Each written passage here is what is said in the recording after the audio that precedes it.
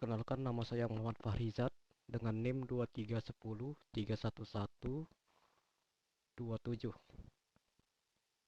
Apa itu statistika?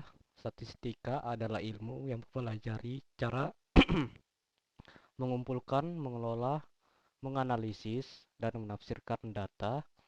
Statistika membantu kita memahami fenomena dalam kehidupan sehari-hari dengan menggunakan metode ilmiah untuk mengumpulkan dan menginterpretasi data.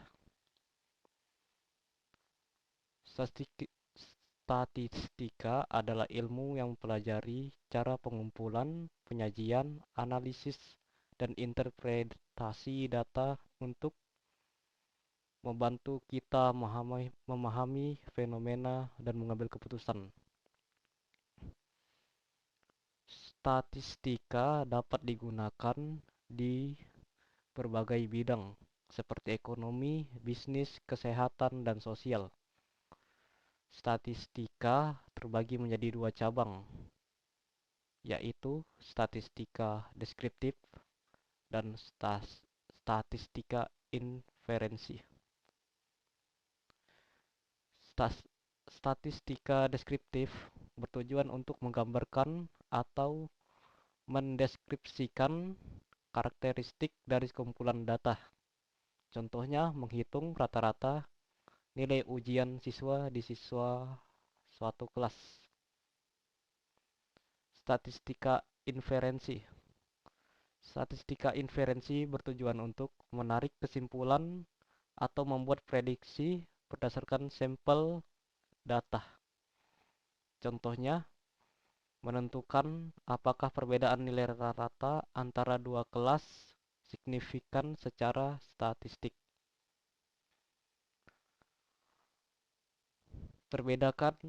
Perbedaan statistika deskriptif dan inferensi. Statistika deskriptif berfokus pada menggambarkan data, sementara statistika inferensi berfokus pada membuat kesimpulan atau prediksi data dari sampel.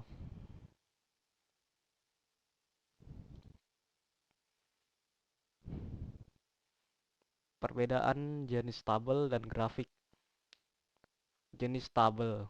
Tabel adalah referensi data dalam bentuk basis dan kolom. Tabel berguna untuk menjadikan data secara terstruktur dan mudah dibaca. Contoh tabel yang dapat dibuat dengan Python: tabel sederhana, tabel pivot, dan tabel interaktif. Jenis grafik. Grafik adalah visualisasi data dalam bentuk gambar atau diagram. Grafik membantu menganalisis dan menginterpretasi data secara lebih efektif. Contoh grafik yang dapat dibuat dengan Python: garis, batang, lingkaran, pencar, dan histogram. Perbedaan.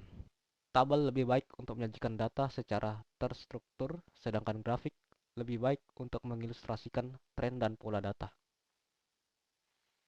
Tabel cocok untuk data yang lebih rinci, sedangkan grafik lebih sesuai untuk data yang lebih ringkas. Distribusi frekuensi. Distribusi frekuensi adalah penyajian data dalam bentuk tabel atau diagram menunjukkan jumlah atau frekuensi dari setiap kategori atau kelas data. Distribusi frekuensi membantu kita memahami pola dan tren data secara lebih jelas.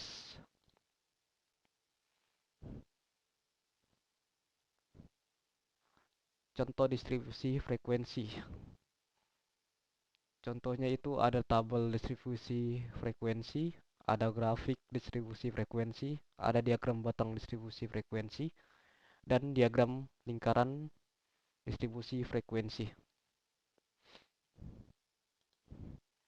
Interval kelas. Interval kelas adalah pembagian atau pengelompokan data ke dalam beberapa kelas atau kategori. Penentuan interval kelas yang tepat membantu menyajikan data secara lebih struktural dan informatif. Dalam menentukan interval kelas, perlu diperhatikan jumlah data, nilai terkecil dan terbesar, serta jumlah kelas yang diinginkan.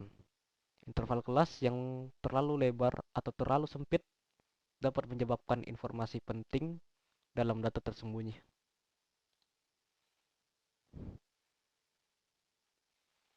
Dalam tabel distribusi frekuensi, terdapat beberapa istilah penting seperti kelas, frekuensi, dan persentase. Kelas merujuk pada pelompokan data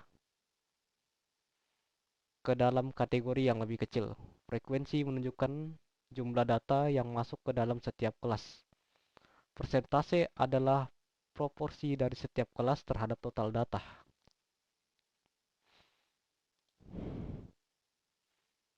Ukuran pemusaran data. Modus atau model. Nilai yang paling sering muncul dalam suatu kumpulan data. Modus memberikan informasi tentang nilai yang paling banyak ditemui. Median, nilai tengah dalam suatu kumpulan data yang telah diurutkan. Median menggambarkan nilai tengah yang membagi data menjadi dua bagian yang sama. Rata-rata aritmatika atau MEN. Jumlah seluruh nilai dalam data dibagi dengan banyaknya data. Rata-rata memberikan gambaran umum tentang nilai pusat dalam suatu distribusi data. Ini adalah contoh ukuran pemusatan data. Grafik di atas menunjukkan contoh nilai dari tiga ukuran pemusatan data, yaitu modus, median, dan rata-rata. Modus menunjukkan nilai yang paling sering muncul sebesar 5 juta. Median menunjukkan nilai tengah sebesar 4.500.000. Sementara rata-rata hitung adalah 4.800.000. Ukuran pemusatan data ini memberikan gambaran umum mengenai kecenderungan nilai dalam suatu kumpulan data. Dengan menganalisis ukuran pemusatan data, kita dapat memahami karakteristik data secara lebih mendalam. Oke, sekian dari presentasi UTS saya. Terima kasih sudah menonton hingga akhir.